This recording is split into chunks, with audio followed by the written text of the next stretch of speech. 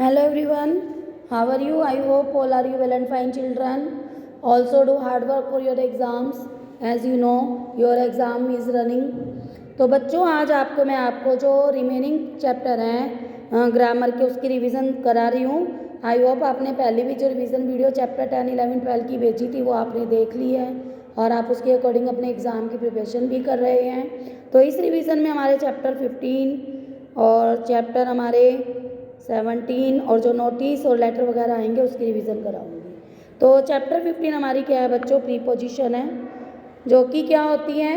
Preposition is a word which is usually placed before a noun or a pronoun and indications a connection between two or more words. एक propositions क्या होती है? वे word होते हैं जो noun और pronoun से पहले लगकर दो और दो से अधिक शब्दों में क्या करता है? कनेक्शन को शो करता है. ठीक है, तो जैसे हमारे in, on, by, over, at, into, above, under, although, instead of, afraid of, etcetera. ये हमारे सारे क्या हैं बच्चों? अंडर बिहाइंड प्रीपोजिशंस वर्ड्स हैं. ठीक है, तो जो आपको इसमें फर्स्ट एक्सरसाइज में क्या करने हैं? अंडरलाइन करने हैं. तो आप इस सेंटेंस को पढ़ेंगे और जो आपके प्रीपोजिशंस के वर्ड्स होंगे उनको आप अंडरलाइन करेंगे. फिर बच्चों हमारे काइंड्स हैं प्रीपोजिशंस के. 3 काइंड्स होते हैं.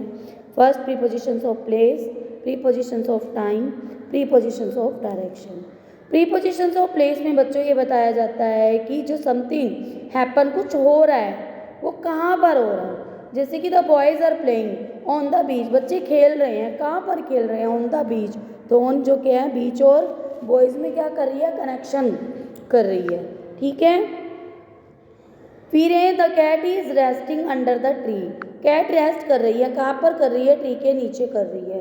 तो अंडर क्या कर रहा है? ट्री और कैट को कनेक्ट कर रहा है. नेक्स्ट बच्चों है प्रीपोजिशन ऑफ टाइम, यानी कि कार्य किस समय किया जा रहा है वो हमें बताता है.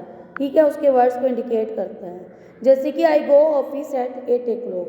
यहाँ पर एट जो क्या है? 8 o'clock और आई गो को कनेक्ट कर रहा है.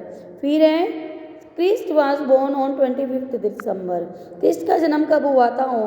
ऑन 25 दिसंबर, यानी कि क्रिस्ट के जन्म और 25 दिसंबर को ऑन जो है कनेक्ट कर रहा है. ये हमारे क्या कहलाते हैं? प्रीपोजिशंस ऑफ टाइम कहलाते हैं. नेक्स्ट आती है हमारी प्रीपोजिशंस ऑफ डायरेक्शन.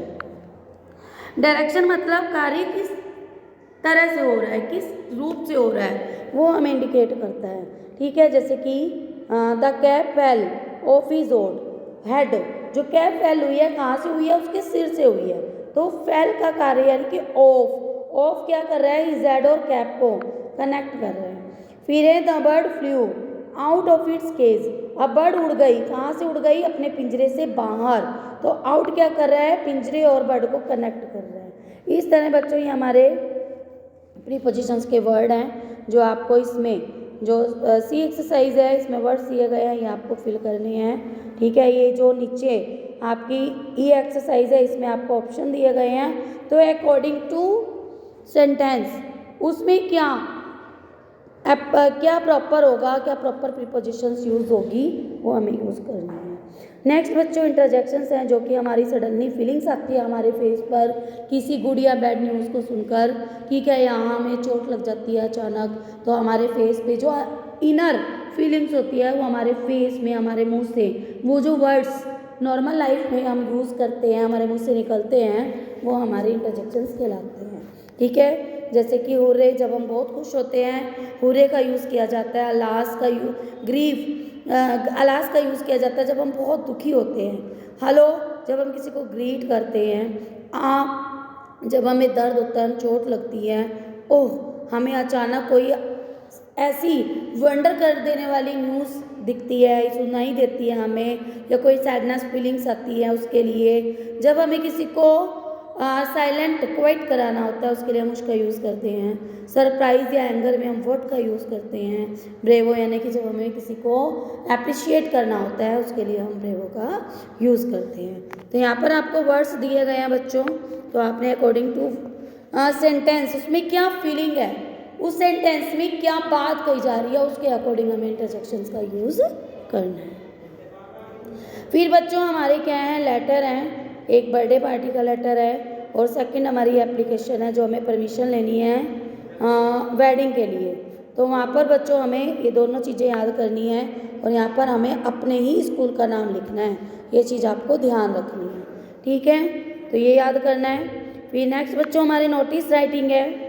नोटिस होते क्या हैं बच्चों? एक शॉर्ट रिटन नोटिस होता है जो कि पब्लिक अनाउंसमेंट के लिए यूज़ किया जाता है, जो कि ऑर्गेनाइजेशंस या हमारी पब्लिक के लिए गवर्नमेंट यूज़ करती है, स्कूलों में यूज़ किया जाता है, ऑफिसेज में यूज़ किया जाता है, जहाँ पे हमें कोई चीज़ अनाउंस करनी होती है और हमारे लिए पॉसिबल नहीं होता कि हम वन बाय वन पर्सन को जाकर बताएं, तो हम शॉर्ट नोटिस का यूज़ करते हैं। तो बच्चों ये नोटिस लिख के कैसे जाते हैं?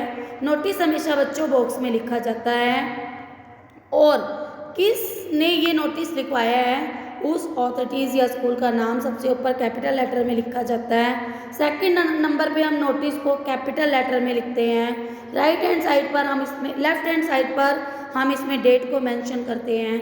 फिर फोर्थ नंबर पे बच्चों जिस टॉपिक पर ये नोटिस है उस टॉपिक को भी हम कैपिटल लेटर में लिखते हैं। उसके बाद जो हमारा बीच का जो टॉपिक है यानी कि जो नोटिस के बारे में हमें मेन इन्फॉर्मेशन, जिसमें हमें डेट बतानी है, टाइम बताना है, प्लेस बतानी है, क्या चीज़ के बारे में हम नोटिस है उसको बहुत ही कम वर्ड्स में, सुटेबल वर्ड्स में हम उसका यूज़ करते हैं। सबसे लास्ट में जिसने ये नोटिस लिखा है उसका नाम होता है, नीचे उसके साइन होते हैं। और एक बात और बच्चों, ये हमेशा लेटर उसमें बॉक्स में लिखा जाता है, ये चीज़ हमें ध्यान रखनी है। तो ये नोटिस आपको जो क्वेश्चन में दिए गए हैं मैंने आपको सिखा भी रखे हैं, तो आपको बहुत अच्छे से इसकी तैयारी करनी है नोटिस की। और नोटिस कुछ भी आ सकता है, ठीक है, आप उसकी अकॉर्डिंग तैयारी करें और अपने एग्ज़ाम्स की प्रिपरेशन करें। Thank you, have a nice day.